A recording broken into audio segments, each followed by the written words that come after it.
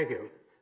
Water is quite beautiful to look at, and I guess you probably all know that you're 2/3 water, but you do, don't you? Right. But you may not know that because the water molecule is so small, that 2/3 translates into 99% of your molecules. Think of it, 99% of your molecules are water.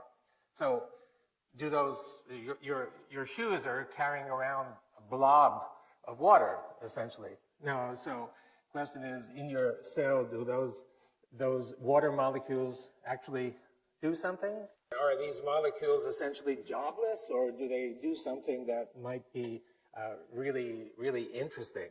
And for that matter, are we even really sure that water is H2O? We read about that in the textbook, but is it possible that some water is actually not H2O? So these are questions that whose answers are actually not as simple as you think they might be. In fact, we're really in the dark about water. We know so little. And why do we know so little? Well, you probably think that water is so pervasive and it's such a simple molecule that everything ought to be known about water, right? I mean, you'd think it's all there. Well, scientists think the same. Many scientists think, oh, water is so simple that everything must be known. And in fact, that's not at all the case. So let me show you, to start with, a few examples of things about water that we ought to know, but we really haven't a clue. So here's something that you see every day. You see a cloud in the sky, and probably you haven't asked the question, how does the water get there? Why? I mean, there's only one cloud sitting there, and the water is evaporating everywhere. Why does it go to this cloud, forming what you see there? So another question, could you imagine droplets floating on water? We expect droplets to coalesce instantly with the water. The droplets persist for a long time. And then here's another example of walking on water. This is a lizard from the Central America, and because it walks on water, it's called the Jesus Christ lizard. And of course, you'll say, well, I know the answer to this. The surface tension is high on water, but the common idea of surface tension is that there's a single molecular layer of water at the top, and this single molecular layer is sufficient to create enough tension to hold whatever you put there. I think this is an example that doesn't fit that. And here's another example, 2 beakers of water. You put 2 electrodes in, and you put a high voltage between them, and then what happens is a bridge forms, and this bridge is made of water, a bridge of water, and this bridge can be sustained as you move one beaker away from the other beaker as much as 4 centimeters, sustained essentially indefinitely. How come we don't understand this? So what I mean is that there are lots of things about water that we should understand, but we don't understand. And so we really don't know. So, okay, so what do we know about water? Well, you've learned that the water molecule contains an oxygen and 2 hydrogens. That you learn in the textbook. So we know that. And we also know there are many water molecules, and these water molecules are actually moving around microscopically. So we know that. What don't we know about water? Well, we don't know anything about the social behavior of water. What do I mean by social? Well, you know, sitting at the bar and chatting with your neighbor. We don't know how water molecules actually share information or interact. And also, we don't know about the actual movements of water molecules, how water molecules interact with one another, and also how water molecules interact with other molecules like that purple one sitting there. Unknown. Also, the phases of water. Now, we've all learned that there's a solid phase, a liquid phase, and a vapor phase. However, 100 years ago, there was some idea that there might be a 4th phase somewhere in between a solid and a liquid. Sir William Hardy, a famous physical chemist, 100 years ago exactly, professed that there was actually a 4th phase of water, and this water was kind of more ordered than other kinds of water, and in fact had a gel-like consistency. So the question arose to us, you know, all of this was forgotten because because people began, as methods improved, to begin to study molecules instead of ensembles of molecules. And people forgot about the collectivity of water molecules and began looking, the same as in biology, began looking at individual molecules and lost sight of the collection. So we thought, we're going to look at this because we had some idea that it's possible that this missing link, this fourth phase, might actually be the missing link so that we can understand the phenomena regarding water that we don't understand. So we started by looking somewhere between a solid and liquid. And the first experiments that we did that get us going is we took a gel, that's the solid, and we put it next to water. And we added some particles to the water because we had the sense that something, the particles would show us something. And sure enough, you can see that what happened is that the particles began moving away from the interface between the gel and the water, and they just kept moving and moving and moving, and they wound up stopping at a distance that's, well, roughly the size of one of your hairs. Now that may seem small, but by molecular dimensions, that's practically infinite. It's a huge dimension. So we began studying the properties of this zone, and we called it, for obvious reasons, the exclusion zone, because practically everything you'd put there would get excluded, would get expelled from the zone as it built up, or instead of exclusion zone, EZ for short. And so we found that the kinds of materials that would create or nucleate this kind of zone, not just gels, but we found that practically every water-loving or so-called hydrophilic surface could do exactly that, creating the EZ water. And as the EZ water builds, it would expel all the solutes or particles, whatever, into the bulk water. And we began learning about the properties, and we've spent now quite a few years looking at the properties. And so it looks something like this. You have a material next to water, and these sheets of EZ layers begin to build, and they build and build, and you just keep building up one by one. And so if you look at the structure of each one of these planes, you can see that it's a honeycomb, hexagonal kind of structure, a bit like ice, but not ice. And if you look at it carefully, you can see the molecular structure. So of course it consists of hydrogen and oxygen because it's built from water. But actually, they're not water molecules. If you start counting the number of hydrogens and the number of oxygens, it turns out that it's not H2O. It's actually H3O2. So it is possible that there's water that's not H2O, some phase of water. So we began looking, of course, more into these extremely interesting properties. And what we found is we stuck electrodes into the EZ water because we thought there might be some electrical potential. And it turned out that there's lots of negative charge in that zone. And we used some dyes to seek positive charge, and we found that in the bulk water zone, there was an equal amount of positivity. So what's going on, it looked like, is that next to these interfaces, the water molecule was somehow splitting up into a negative part and a positive part. And the negative part sat right next to the water-loving material, and the positive charges went out beyond that.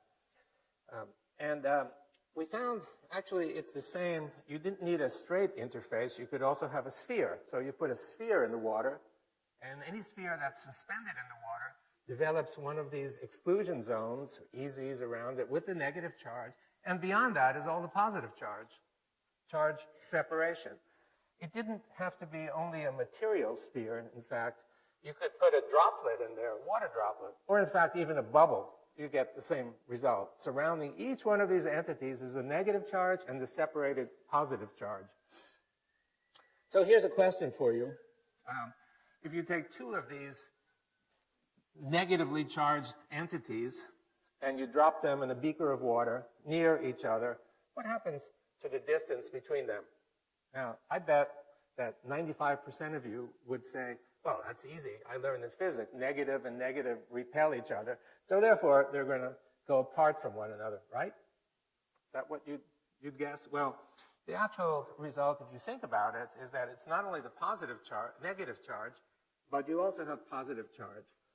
And the positive charge is especially concentrated in between those two spheres because they come from contributions from both of those spheres. So there are a lot of them there. When you have positive in between two negatives, what happens is that you get an attractive force. And so you expect these two spheres to actually come together despite the fact that they have the same charge. And that's exactly what happens. It's been known for many years.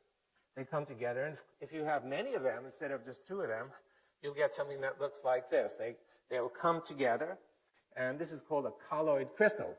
It's a stable structure. In fact, the yogurt that you might have had this morning probably consists of what you see right here. So they come together because of the opposite charge. The same thing is true if you have droplets. They come together because of the opposing charges. So, when you think of droplets and aerosol droplets in the air, and think about the cloud, it's actually the reason that these aerosol droplets come together is because of this opposite charge. So the droplets from the air, similarly charged, come together, coalesce, giving you that cloud in the sky. So the fourth phase, or easy phase, actually explains quite a lot. It explains, for example, the cloud. And the cloud, it's the positive charge that draws these negatively charged easy shells together to give you a condensed cloud that you see up in the sky. In terms of the water droplets, the reason that these are sustained on the surface for actually sometimes as long as tens of seconds, and you can see it.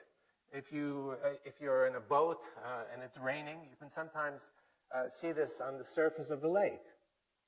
These droplets are sustained for some time. The reason they're sustained is that each droplet contains this shell, this easy shell. And the shell has to be breached in order for the water to coalesce with the water beneath.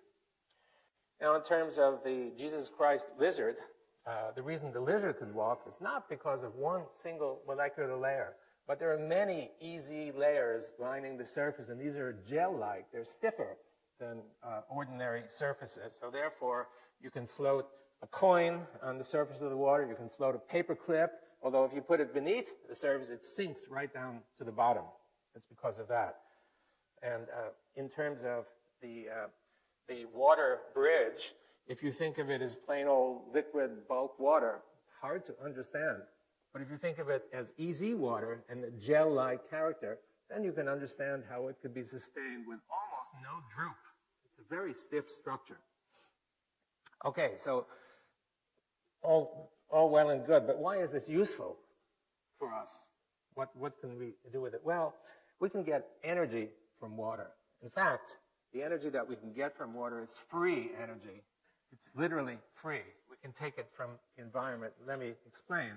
So you have a situation in the diagram with negative charge and positive charge. And when you have two opposing charges next to each other, it's like a battery. So really we have essentially a battery made of water. A battery made of water. And of course you can extract charge from it. And so that is the, now, batteries run down, like your cell phone needs to be plugged in every day or two. And so the question is, well, what charges this water battery? It took us a while to figure that out, what recharges the battery. And one day, we're doing an experiment, and a student in the lab walks by, and he has this lamp. And he takes the lamp and he shines it on the specimen. And where the light was shining, we found that the exclusion zone grew. It grew by leaps and bounds. So we thought, aha, it looks like light. And we had many experiments to show that the energy for building this comes from light. It comes not only from the direct light, but also indirect light. What do I mean by indirect light? Well, what I mean is that the indirect light is for example, infrared light that exists all over this auditorium. If we were to turn out all the lights, including the floodlights, and I pulled out my infrared camera and looked at the audience, you'd see a very clear, bright image. And if I looked at the walls, you'd see a very clear image. And the reason for that is that everything is giving off infrared energy. You're giving off infrared energy. That's the energy that's most effective in building this charge separation in this fourth phase. So in other words, you have the material, you have the easy water, and you collect energy from outside. And as you collect the energy from outside, the exclusion zone builds. And if you take away that extra energy, it'll go back to its normal size. So this battery is basically charged by light, by the sun. It's a gift from the sun.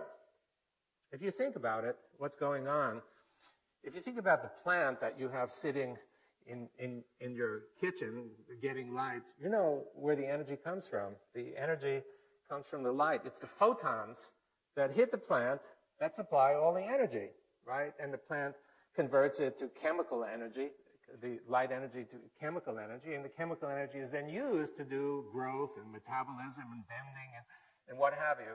That we all know, it's very common. What I'm suggesting to you from our results is that the same thing happens in water. No surprise because the plant is mostly water. So I'm suggesting to you that energy is coming in from outside, light energy, infrared energy, radiant energy, basically, and the water is absorbing the energy and converting that energy into some sort of useful work. And so we come to the equation E equals H2O, a bit different from the equation that you're familiar with. But I think it really is true that you can't separate energy from water. Water is a repository of energy coming free from the environment. Now, can we harvest some of this energy, or is it just totally useless? Well, we can do that because you have a negative zone and a positive zone. And if you put two electrodes in, you can get energy, right? Just like a battery. And we've done that, and we're able to, for example, a very simple optical display can be run from the energy that you can get from here. And obviously, we need to build it up into something bigger and more major in order to get the energy. This is free energy, and it comes from water. Another opportunity that we've been developing is getting clear, free drinking water. So if you have a hydrophilic material, and you put contaminated water next to it with junk that you want to get rid of. So what happens, as I've shown you, is that the stuff gets excluded from beyond the exclusion zone, and the remaining EZ doesn't have any contaminants. So you can put bacteria there, and the bacteria would go out. And because the exclusion zone is big, it's easy to extract the water and harvest it. And we've done that, and we're working on trying to make it practical. Well, one of the things we noticed is that it looks as though salt is also excluded. So we're now thinking about extending this to putting in ocean water, and you put the ocean water in, and if the salt is excluded, then you simply take the EZ water, which should be free of salt, and you can get drinking water then out of this. Also, getting biological energy. So the cells are full of macromolecules, proteins, nucleic acids, and each one of these is a nucleating site to build EZ water. So around each one of these is EZ water. Now, the EZ water is negatively charged, and the region beyond is positively charged. So you have charge separation, and these separated charges are free, available to drive reactions inside your cells. So what it means really is it's a kind of photosynthesis that your cells are doing. The light is being absorbed, converted into charge separation, just the same that happens in photosynthesis, and these charges are used by you. One example of this is obtaining energy on a larger scale. I mean, the energy is coming in all the time from all over. And it's absorbed by you actually quite deeply. If you take a flashlight and you shine the flashlight through the palm, you can actually see it through here. So it penetrates quite deeply. And you have many blood vessels all around you, especially capillaries near the periphery. And it's possible that some of this energy that's coming in is used to help drive the blood flow. And let me explain that in a moment. So what you see here is the microcirculation. It's a piece of muscle, and you can see a few capillaries winding their way through. And in these capillaries are the red blood cells that you can see. Now, a typical red blood cell looks like on the upper right, it's big, but when they actually flow, they bend. The reason they bend is that the vessel is too small. So the vessel is sometimes even half the size of the red blood cells. They've got to squinch and go through. Now, it requires quite a bit of energy to do that. And the question is, does your heart really supply all the energy that's necessary for driving this event? And what we found is a surprise. We found that if we take a hollow tube made of hydrophilic material, just like a straw, and we put the straw in the water, we found constant, unending flow that goes through. So here's the experiment. Here's the tube, and you can see that the tube is put in the water. We fill it the inside just to make sure it's completely filled inside and put it into the water. And the water contains some spheres, some particles, so we can detect any movements that occur. And you look in the microscope, and what you find looks like this: unending flow through the tube. It can go on for a full day, as long as we've looked at it. So it's free. Light is driving this flow in a tube. No extra source of energy other than light. So if you think about the human and think about the energy that's being absorbed in your water and in your cells, it's possible that we may use some of this energy to drive biological processes in a way that you had not envisioned before. So what I presented to you has many implications for science and technology that we've just begun thinking about. And the most important is that the radiant energy is absorbed by the water and giving energy to the water in terms of chemical potential. And this may be used in biological contexts, for example, as in flow, but many other blood flow in many other contexts as well. And when you think of chemical reactions that involve water, you just think of a molecule sitting in the water. But what I've shown you is not just that. You have the molecule or the particle, easy, positive charge, the effect of light. All of those need to be taken into account. So it may be necessary to reconsider many of the kinds of reactions or understanding these reactions that we've learned about in our chemistry class. Weather. So I've shown you about clouds. The critical factor is charge.